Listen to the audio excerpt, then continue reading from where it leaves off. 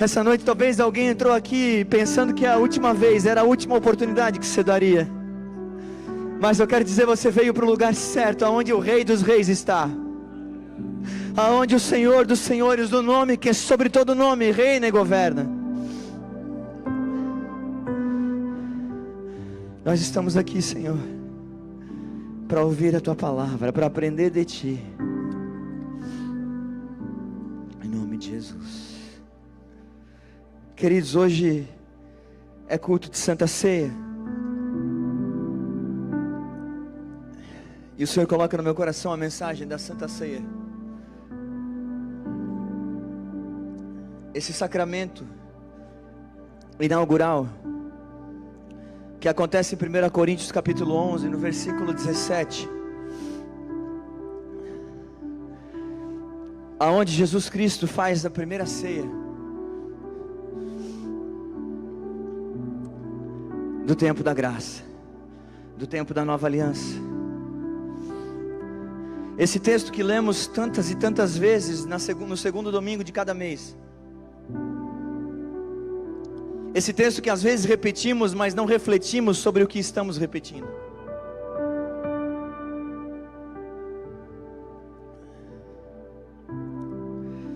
Mas existe um marco. A palavra de Deus é separada entre Antigo e Novo Testamento, onde vira de Malaquias, 400 anos de silêncio. Em Mateus, a palavra vai dizer: um menino não nasceu. A profecia começa a ser cumprida quando Jesus Cristo nasce do ventre de Maria. No Evangelho de João, João Batista, no capítulo 1, vai reconhecer: está vindo aquele do qual eu não sou digno de desatar as suas sandálias. É João Batista que vai falar do primeiro grande sacramento do batismo. É João Batista que vai batizar em águas para remissão de pecados. E quando Jesus começa a fazer o seu ministério, ele começa a batizar ele e os seus discípulos. E alguns perguntam para João Batista: ei, lá eles estão batizando mais do que você. E João Batista diz: é necessário que ele cresça e que eu diminua. Nessa noite é necessário que Jesus cresça e que o nosso ímpeto, que o nosso ego diminua. Mas é mais na frente. Eu vou começar por João capítulo 6, versículo 50, perdão. Coloca para nós na linha A. Mas é mais para frente, João capítulo 6, aonde Jesus começa a revelar aquilo que ele revelaria de forma mais profunda em 1 Coríntios capítulo 11. João 6, 50. Jesus começa falando: esse é o pão que desce do céu, para que todo o que dele comer não pereça. Eu sou o pão vivo que desceu do céu. Se alguém comer deste pão, viverá eternamente. O pão que eu darei pela vida do mundo é a minha carne. Então os judeus começaram a discutir entre si, dizendo: como é que este pode nos dar a sua própria carne para comer? Jesus respondeu: em verdade lhes digo que se vocês não comerem a carne do Filho do Homem e não beberem o seu sangue, não terão vida em vocês mesmos. Quem come a minha carne e bebe o meu sangue tem a vida eterna, e eu o ressuscitarei no último dia. Jesus começa a revelar o que ele é, quem ele é e para o que ele veio. Ele começa a fazer essa analogia da carne, do pão, do sangue. E os pagãos do primeiro século acusavam os cristãos do primeiro século talvez de canibalismo por recitar esse texto. Mas o significado que Cristo está trazendo para nós é que o Cordeiro Pascal, o Cordeiro de Deus que tira o pecado do mundo, haveria de morrer, haveria de ser esmagado, e o seu a sua carne representaria para aqueles que reconhecem que Deus se tornou carne, criança, nasceu de uma mulher. Deus está falando da representatividade, que o pão é o alimento, e agora a sua carne e o pão são o alimento que eu e você precisamos, através do reconhecimento que Cristo verdadeiramente veio à terra como homem, mas Ele era inteiramente homem, inteiramente Deus. Enquanto era Deus era homem, enquanto era homem era Deus. E ao reconhecer isso, nós temos acesso ao Pai. O sangue é o sangue da nova aliança. E em 1 Coríntios 11, 17, agora sim, ele começa a apresentar um propósito pelo qual a ceia do Antigo versus a ceia agora do Novo Testamento estava se perdendo. 1 Coríntios 11, 17, a palavra do Senhor diz assim para nós. 1 Coríntios 11, 17. Aqui no telão da NA. Mas nisto que agora prescrevo, não posso elogiá-los, porque vocês se reúnem não para melhor e sim para pior. Porque antes de tudo estou informado de que quando se reúnem na igreja existem divisões entre vocês, e eu em parte acredito que isso é verdade. E é até necessário que haja partido entre vocês, para que também os aprovados se tornem conhecidos entre vós. Quando pois se reúnem no mesmo lugar, não é a ceia do Senhor que vocês comem, porque quando comem, cada um toma antecipadamente a sua própria ceia, e enquanto um fica com fome, o outro fica embriagado. Será que vocês não têm casas onde pode comer ou beber? E beber? Ou menosprezam a igreja de Deus e envergonham os que nada têm? Que posso dizer a vocês, devo elogiá-los? Nisto certamente não posso elogiá-los. Até aqui nessa primeira parte, na introdução da primeira estrofe de versículos, o apóstolo Paulo está percebendo, está enxergando e vendo que a igreja de Corinto perdeu o foco do propósito que a ceia tinha. E a ceia aqui, queridos, a festa do ágape, que significa a festa do amor, ágape, o amor incondicional de Deus, ela tinha um propósito, era uma alimentação, então era um junta-pratos. Como a nossa churrascada, a gente junta ali uma graninha para comprar a carne, e a gente consegue fazer de forma homogênea, lembram? Mas o que acontecia aqui na festa do ágape, nessa ceia que Paulo está se referindo, é como se a gente tentasse se combinar aqui, a igreja de Corinto fazia isso, de que alguns vão trazer arroz, outros carne, outros maionese, outros pão, e quem puder trazer mais, traz mais, porque tem mais recurso, e quem puder trazer menos, traga aquilo que pode trazer. Vocês estão comigo? E o propósito era que quem fosse mais abastado pudesse cooperar mais, para que os pobres pudessem ter uma refeição, vamos dizer assim, especial, ainda mais farta, quando eles ceiavam. E Paulo está dizendo o quê? Nisso eu não posso mais elogiá-los, porque vocês estão chegando cedo, o contexto aqui é esse. E aquele cara que podia chegar mais cedo, até porque ele era mais abastado, ele estava comendo demais e se embriagando dentro da igreja, e o propósito pelo qual, que era a comunhão, comungar, e alcançar mais pessoas de maneira piedosa, também com alimentos, estava se perdendo. O propósito da ceia, dessa reunião de junta-pratos, estava perdido em Corinto. É claro que tem várias mensagens dentro dessa mensagem. Uma delas vai mostrar que pessoas que estão se reunindo e estão comendo antes das outras, elas estão buscando os próprios interesses. Elas estão fazendo exatamente ao contrário do que Paulo ensina, que o cristão deve considerar o outro antes de si, que o cristão deve considerar o outro superior a si. Isso independente de classe social, de cor, de raça, de qualquer coisa. A vida cristã verdadeira, baseada no Evangelho de Cristo, meus irmãos, ela é uma vida que o próximo, amarás o Senhor teu Deus, e o próximo sobre todas as coisas, e o próximo como a ti mesmo. E pessoas que estavam se reunindo para compartilhar um alimento, para poder proporcionar para outros, mas esqueceram disso, e estão comendo tudo antes que quem precisa chegue, são tudo menos altruístas, não é? Estão se tornando egoístas, quando deveriam ser generosos e doadores. Tanto que ele pergunta, vocês não têm comida, não têm casa para comer lá? Então que se alimentasse em casa, trouxesse o prato que vocês pudessem comer para que os outros irmãos. Esse era o propósito da festa do ágape.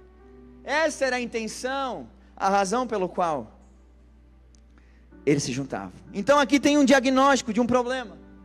divisão, egoísmo e desprezo. Divisão, egoísmo e desprezo. Só em Corinto, irmão, fica tranquilo. Não é. Século 21 não tem ninguém assim. Egoísta, que divide e que despreza. O contexto desse problema é muito importante para a gente avançar naquilo que a ceia vai representar. Porque então eles tinham junta-pratos, a festa do ágape, um momento que era para ser de comunhão, de comungar, comida, mesa, olho no olho, saber o nome do outro, importar com o problema social do outro, já está sendo negligenciado. E depois então, ali no cenáculo, haveria a sequência do texto conforme nós conhecemos. Mas os 3 pontos iniciais dessa introdução significa transformar a ceia do Senhor numa ceia particular. É ser, como diz o pastor Daniel Lara Júnior, cântaro vazio, comedor de pão. Gente que vem para Cristo por aquilo que Ele pode fazer. Os 10 leprosos ganham um milagre, volta uma matemática de 10%, volta 1 para agradecer Jesus. Isso que era Jesus, né ou não é? Eu acho que quando era para agradecer João, Pedro e Tiago, já deviam voltar uns 3%, não é? Transformar a ceia do Senhor em sua própria ceia particular, deixava então de ser um ato coletivo de adoração, para se demonstrar que eu sou prioridade, que eu sou o centro, que é os meus desejos que devem ser atendidos. Desprezando a igreja de Deus, quando desonramos membros mais pobres, desonrando o próprio corpo de Cristo, e automaticamente envergonhamos quem nada tem, e acabamos por envergonhar o testemunho do Evangelho.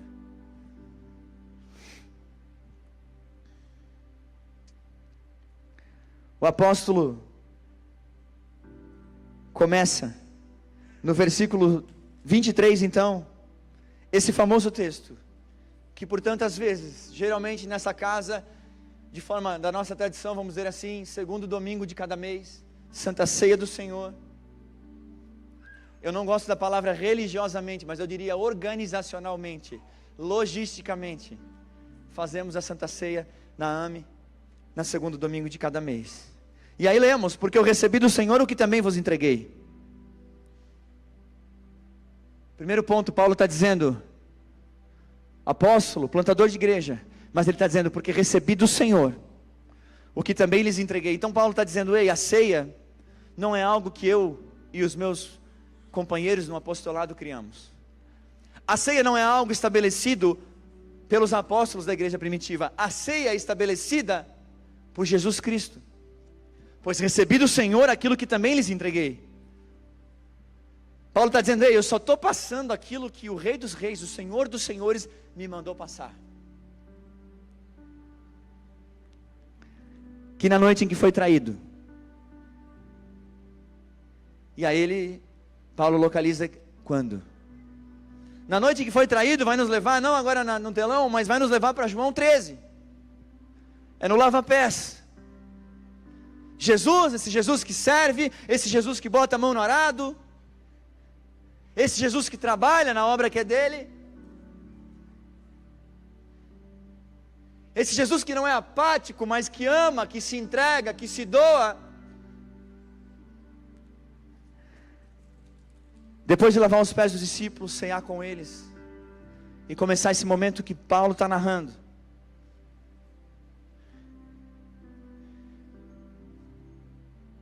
ele vai falar com Judas em João capítulo 13, dizendo,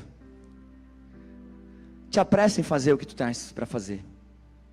Os discípulos não entendem, eles acham que Judas sai rápido para fazer até outra coisa, está ali na narrativa, não é o texto principal dessa noite, mas você pode conferir depois em João capítulo 13.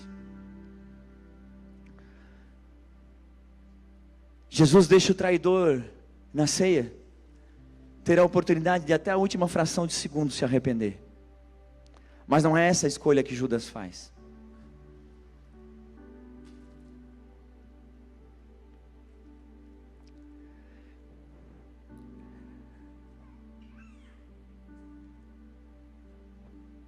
Pois recebi do Senhor o que também lhes entreguei.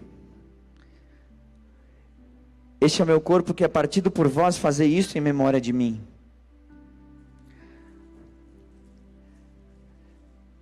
Paulo recita o que havia sido profetizado em Isaías. Isaías capítulo 6, Isaías capítulo 9, mas essencialmente em Isaías capítulo 53 é dito que o corpo de Cristo haveria de ser quebrado na cruz do Calvário. E em 1 Coríntios 11 ele vai dizer que o pão é o corpo dele, que foi repartido em nosso favor. A sua morte sacrificial e violenta, a cruz era um lugar de tortura e morte. Os historiadores vão dizer que os médicos da época, porque ainda não existia médico assim por dizer, Lucas é como, né, se fosse um médico, enfim. Mas para você entender o tamanho da gravidade, da atrocidade que era a morte de cruz, e o tanto que o corpo humano era doído e sofria naquela morte, é que foi estudado, como se fosse pelos médicos da época, a maneira, os nervos que cravasse os pregos nos pés e nas mãos, que durasse mais tempo para demorar mais para morrer.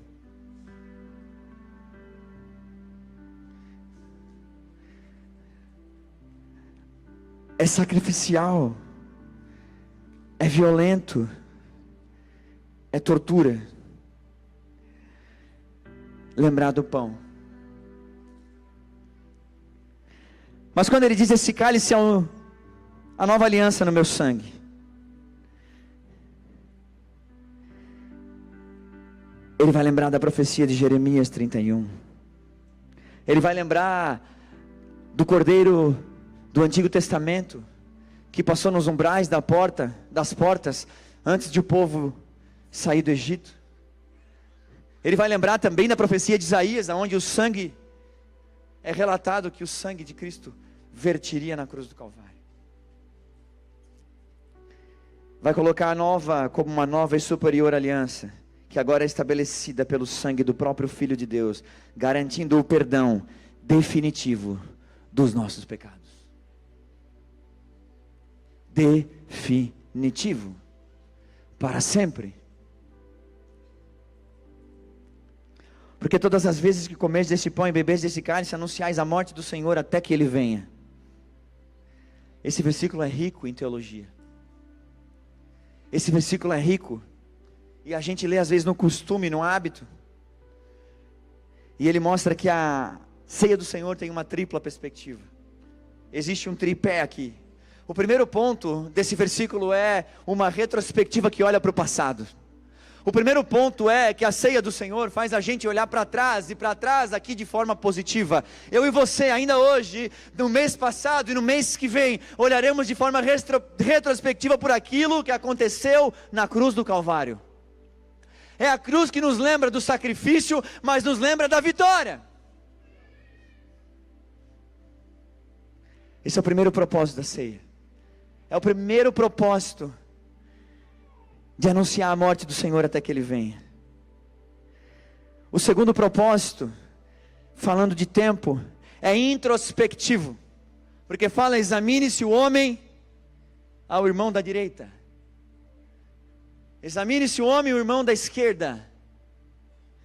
Não, examine-se o homem a si mesmo. E eu te convido desse momento em diante, esquadrinhar teu coração, porque hoje é noite de Santa Ceia, e nós cearemos debaixo desse são ensino. Olhamos para dentro, examinando os nossos corações e a nossa comunhão presente com Ele e com a igreja.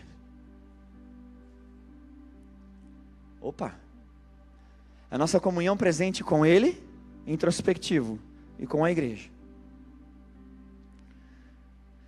Com Ele vai falar da minha leitura e da tua leitura devocional diária com o Senhor. E com isso aqui, queridos, eu não me coloco num lugar de superioridade, mas eu exponho meu coração para você, para te falar como é que acontece o meu relacionamento com Deus e com o Espírito Santo de forma diária. Porque sim, devemos ser exemplos para a comunidade, é ou não é? Então tem dias, queridos, que eu acordo na marcha ré, é ou não é? E que um balde de café não resolve. E às vezes lá por 18, 18h30, o Espírito Santo fala: você não leu a Bíblia ainda hoje, rapaz? Eu falo: Senhor, entendi agora. O pastor Everton não me liga, e muito menos eu ligo para ele. Leu a Bíblia aí hoje, pastor? Isso eu estou falando para falar de mim, mas eu estou falando para falar de nós. Examine-se nós a nós mesmos, como tem sido a nossa fome e a nossa sede de forma introspectiva por Deus. O quanto que a gente tem lido a sua palavra, o quanto que a gente de fato tem tido sede, fome por Ele. É introspectivo, é olhar para dentro e reconhecer. Será que eu não fico facilmente 4 dias sem ler a Bíblia? Será? Mas eu não fico 4 dias sem enrolar o rolo da câmera do meu celular. Aí eu não fico. E não só o dicionário Aurélio, mas a Bíblia também vai chamar isso de prioridades.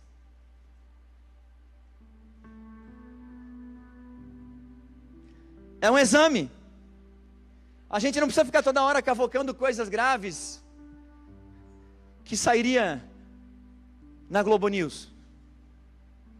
É só olhar o tanto que a gente lê a Bíblia e o nosso exame já começa a... pois é.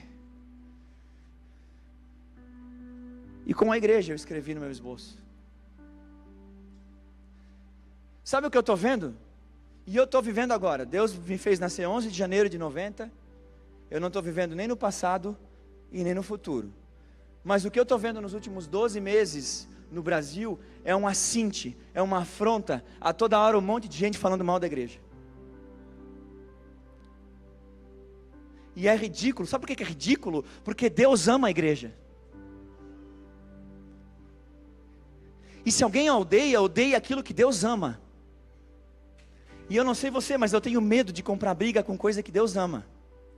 Mas tem gente que gosta. As pessoas estão se gravando para falar mal da igreja. As pessoas estão abrindo mão da comunhão e desistindo de examinar a si próprias, porque o exame delas dos outros é muito maior do que o exame individual. E eu falo aqui como alguém que examina o meu coração, queridos. Eu não sou um santarrão, eu não arroto santidade, vocês conhecem o pastor que tem, muito pelo contrário, eu sou vulnerável, exponho as minhas feridas, é ou não é?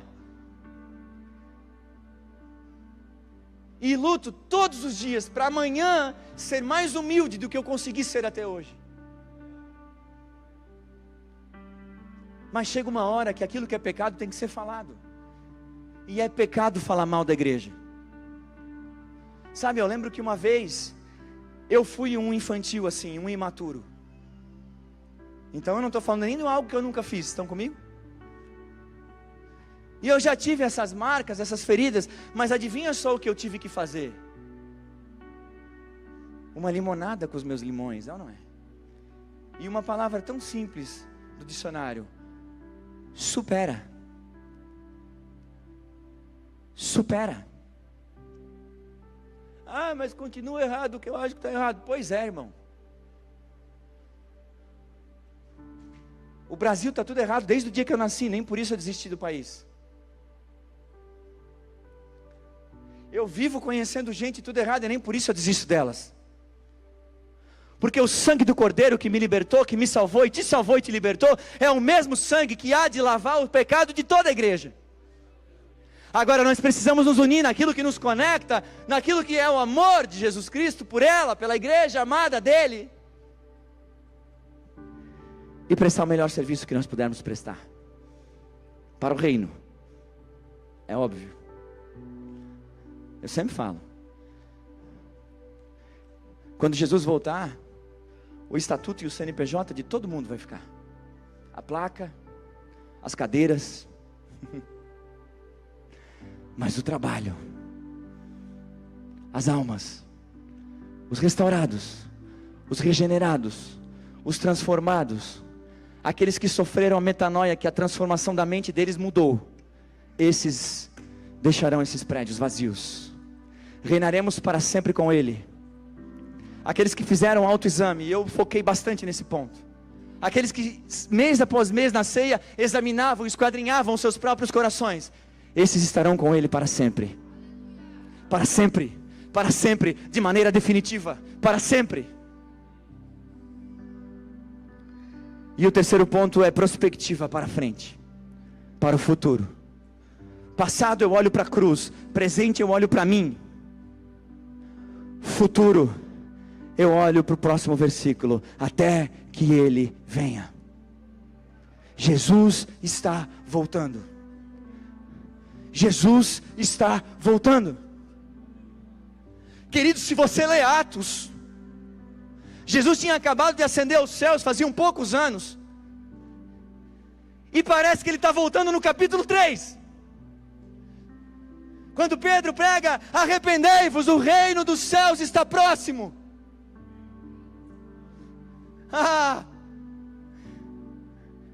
Eles viveram isso, queridos, ansiando: Maranata, ora vem, Senhor Jesus. E a grande verdade é que uma geração que está falando mal da igreja está orando para Jesus não voltar. É ou não é? Eu lembro quando eu era solteiro, pai, eu pensava, quando o pastor falava que Jesus vai voltar e está voltando, eu pensava assim: podia ser só até depois de eu casar. Ela, ainda não achei a Rebeca, que negócio é esse? Daí achei a Rebeca, disse: Deus, me dá mais um tempo com a Rebeca, é ou não é? A gente fica negociando para Jesus dar mais um time, vamos confessar, irmãos, isso é vulnerabilidade. Compra o carrinho novo e vem para o culto, que Jesus está voltando. Senhor, deixa eu curtir esse carro, acabei de comprar. É brincadeira, queridos, mas às vezes nós temos a capacidade de fazer essas coisas, com apegos, com planos, com agendas que são apenas nossas. Talvez não está na agenda de Deus, talvez na agenda de Deus: se Jesus voltasse amanhã de manhã. Você sabe o que é eterno, queridos? Não, a gente não sabe o que é eterno. A gente fala, a gente estuda, a gente até ensina, mas a gente não sabe o que é descansar de uma vez por todas e para sempre, adentrar as regiões celestiais e com Ele para sempre estar. A Bíblia vai dizer que os anjos cantam: Santo, Santo, Santo, Santo é o Senhor. E que o céu adora, os serafins e os querubins, e toda a celestialidade adora o nome de Deus Pai Todo-Poderoso. Espírito Santo de Deus.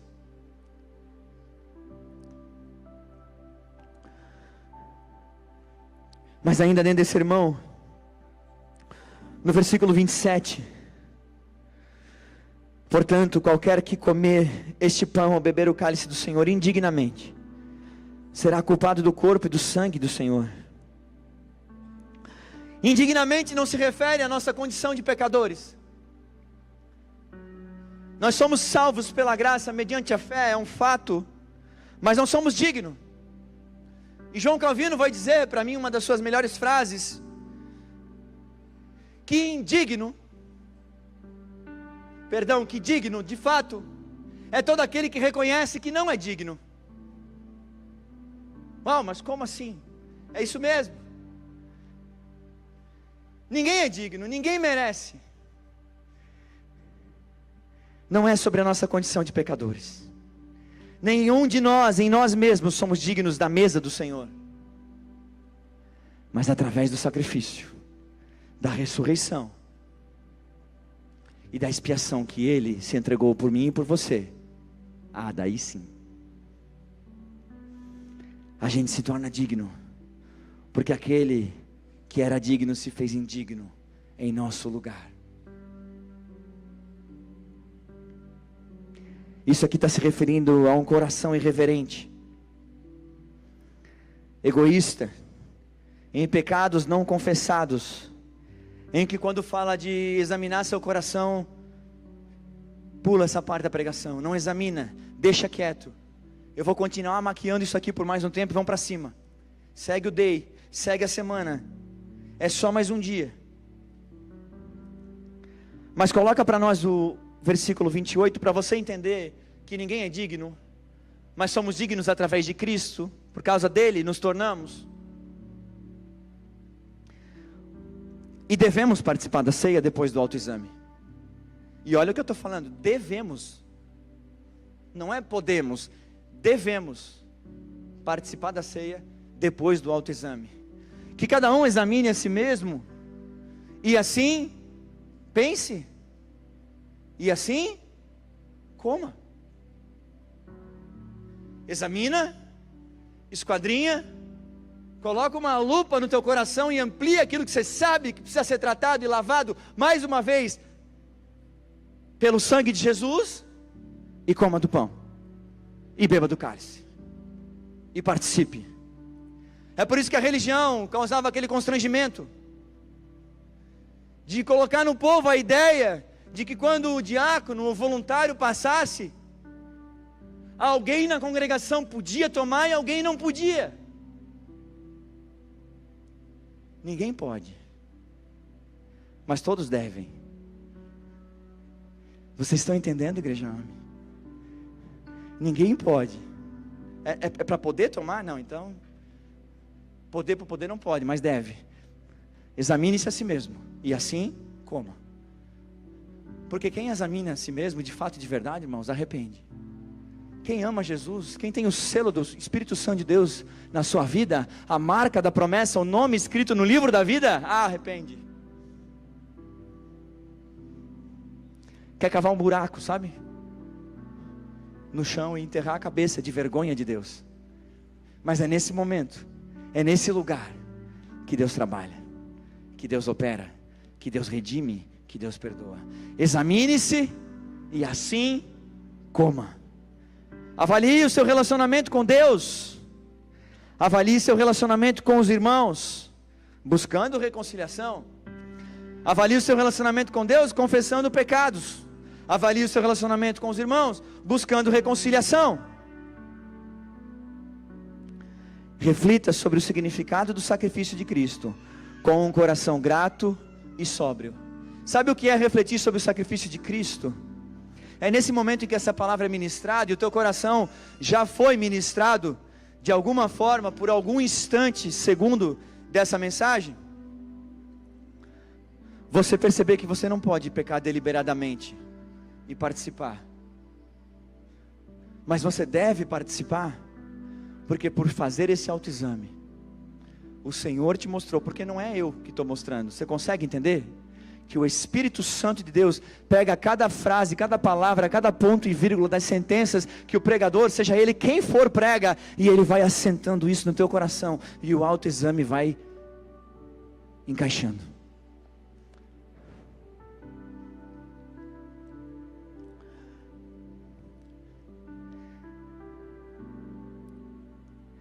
Na sequência, veja comigo o versículo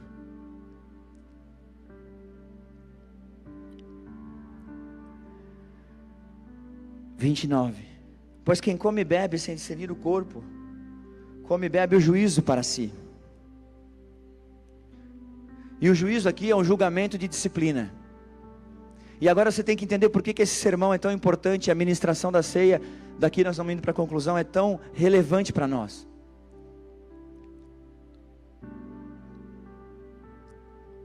Pois quem come e bebe sem discernir o corpo, come e bebe juízo para si. Então o que nós estamos fazendo durante toda essa mensagem é discernir o corpo de Cristo, discernir a nova aliança no sangue de Cristo, examinar nossos corações e entender que não só no segundo domingo de cada mês, mas eu diria todos os dias nós devemos examinar, sondar e esquadrinhar os nossos corações.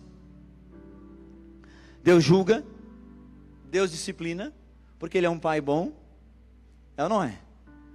Deus é um Pai bom. De manhã eu ilustro agora de novo. Você é um pai bom, pai? Todos são pais bons.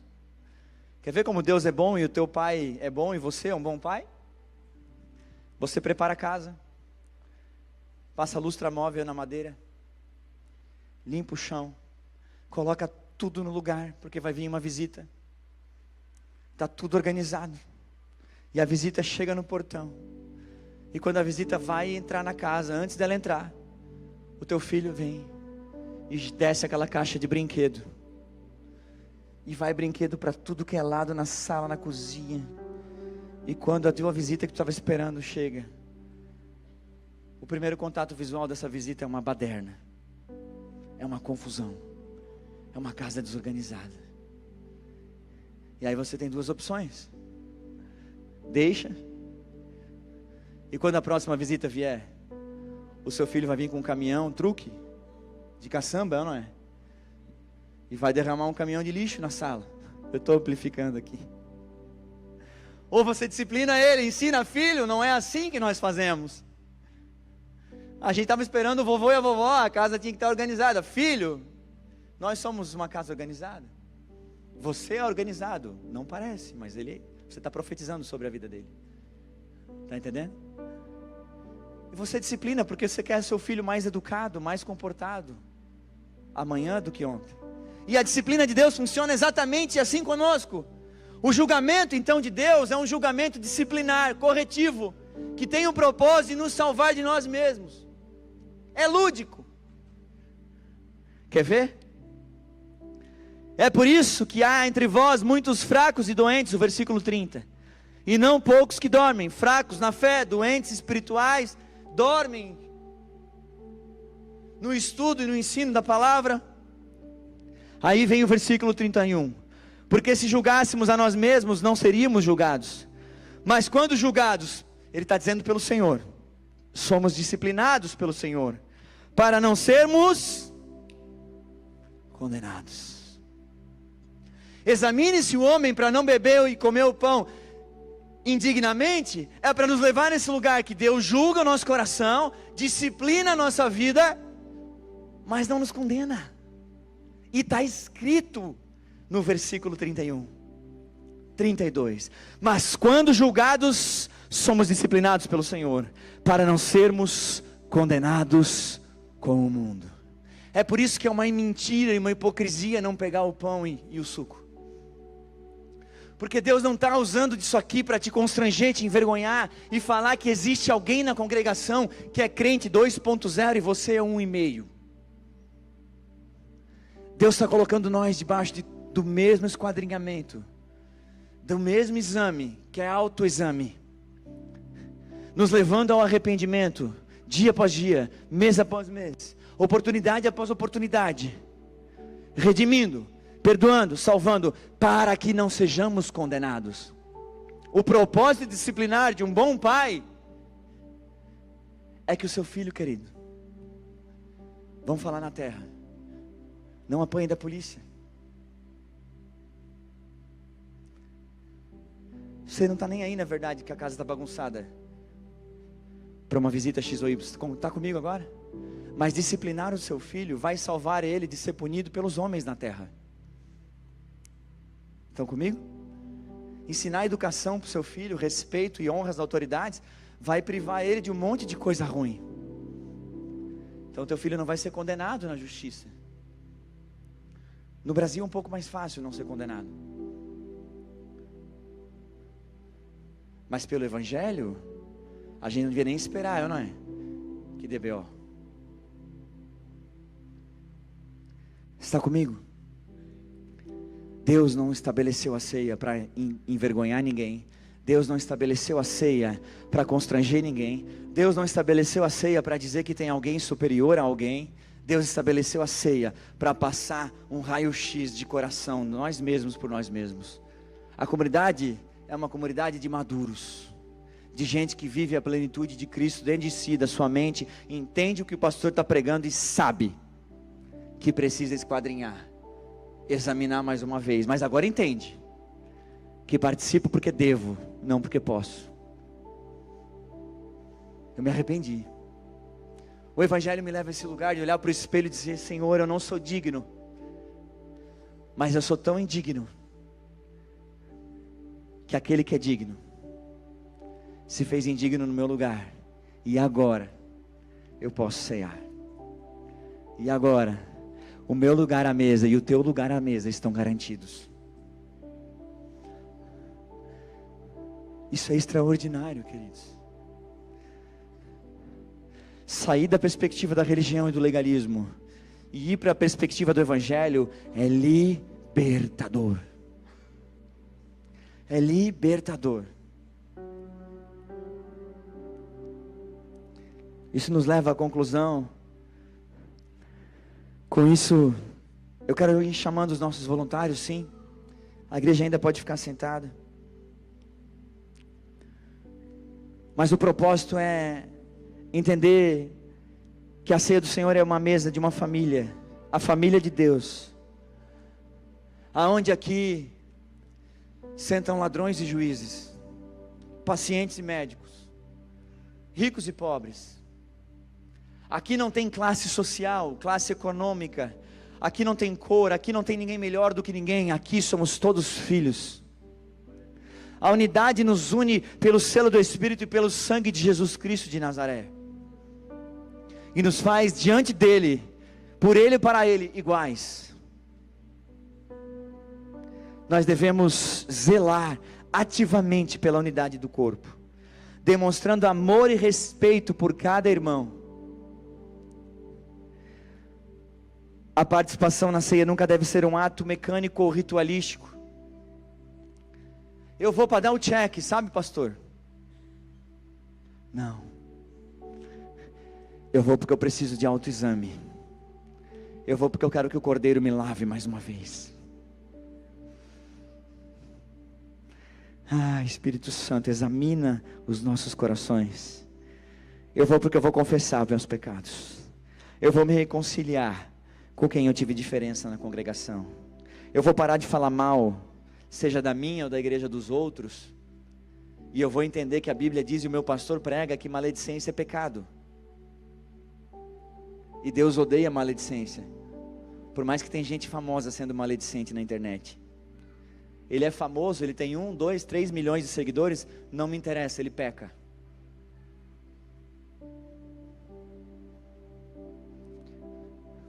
Eu só queria ter um seguidor no meu Instagram. Que de fato, mas que de fato me aprove. Só um. Fazendo analogia que é óbvio. Eu só quero ser aprovado por Jesus. Servo bom e fiel. Fazia autoexame. Honrava a Deus. Queria conhecer a disciplina de Deus. Gente autoexaminada, redimida, proclama o Evangelho. Prega. Profetiza. Como diz Agostinho de Hipona, pregue o Evangelho, se necessário for, use palavras.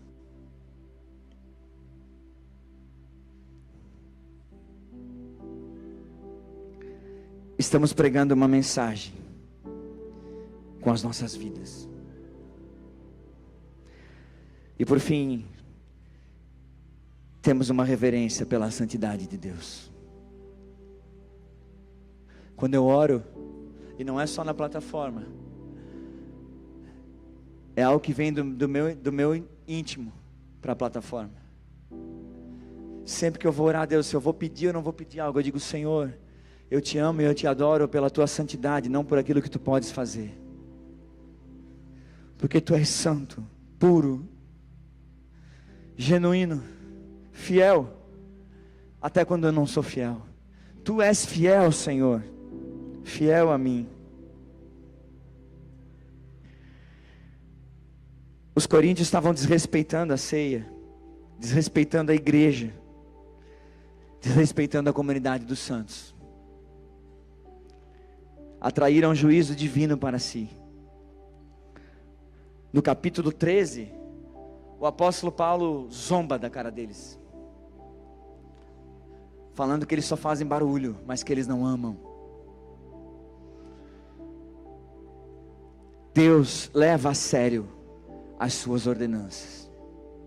E eu e você, queridos irmãos, devemos nos aproximar da mesa do Senhor nessa noite, com temor, reverência e um profundo senso de gratidão pelo que Cristo fez por nós. Nós vamos recitar daqui a pouco esses versículos de novo. E tendo dado graças, da palavra do original eucaristel, aonde surgiu o termo eucaristia. E tendo dado graças, a ceia do Senhor não é um lugar de maledicentes, nem de ingratos. A ceia do Senhor é um lugar de pessoas que agradecem. Eu quero te convidar.